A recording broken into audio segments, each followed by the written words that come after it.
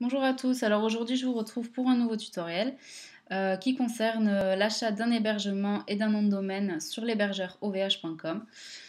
Donc voilà, alors on va se rendre sur la page de Google et taper OVH. Il est premier dans les résultats de recherche. Voilà, on le sélectionne.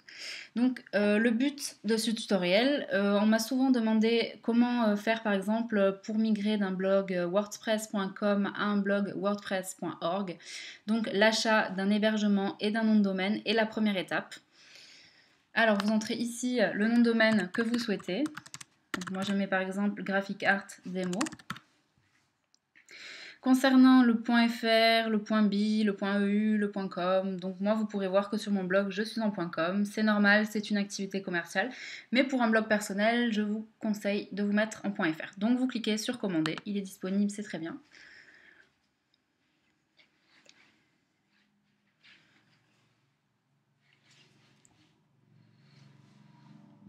Voilà, alors maintenant vous vous rendez sur l'onglet hébergement.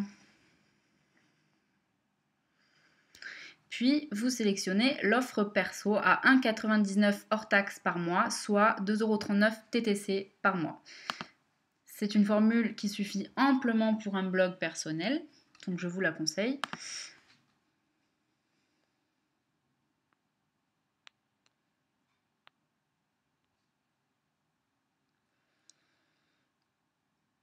Puis, vous cliquez sur « Continuer ».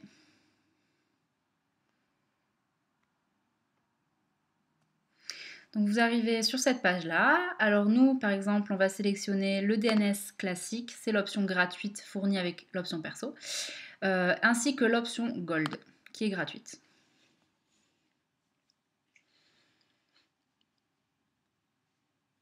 Voilà, alors nous arrivons sur le récapitulatif de la commande, soit un montant de 28,66 € TTC pour l'année. Donc si je souscris aujourd'hui le 1er juillet, je devrais renouveler avant le 1er juillet 2015.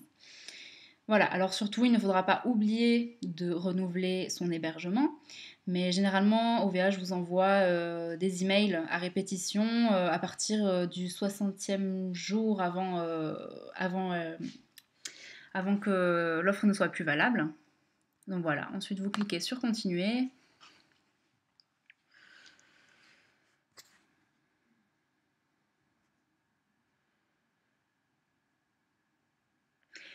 Et évidemment, vous vous faites un compte client, donc vous cochez l'option vous êtes nouveau client. Vous faites votre compte, tout simplement, hein, c'est très facile. Hein.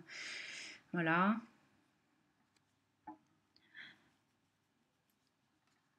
Et je vous retrouve après pour vous montrer l'email type que vous allez recevoir d'OVH qui vous donnera donc tout ce qui est les codes d'accès à votre OVH Manager, hein, ce qui est la partie espace client sur le site web, ainsi que les codes d'accès qu'on appelle FTP qui seront pour accéder ensuite à la face cachée un peu de l'iceberg. Voilà. Alors, une fois que vous aurez rentré vos coordonnées bancaires et tout ce qui s'ensuit, vous recevrez un email d'OVH, donc notamment avec vos identifiants clients. Hein. Donc généralement l'identifiant client se présente avec des chiffres et des lettres. On l'appelle aussi niche handle chez OVH.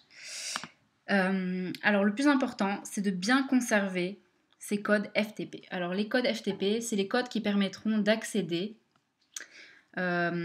à la partie interne du site internet, donc au serveur, tout ça, grâce à un petit logiciel que je vous présenterai dans la seconde vidéo, qui sera la suite de ce tutoriel. Voilà, alors surtout, bien garder les codes FTP, hein, surtout le nom de serveur, l'utilisateur et le mot de passe. Voilà. J'espère que ce tuto vous aura aidé, donc n'hésitez pas si vous avez une question à me les laisser dans les commentaires. Voilà, à bientôt.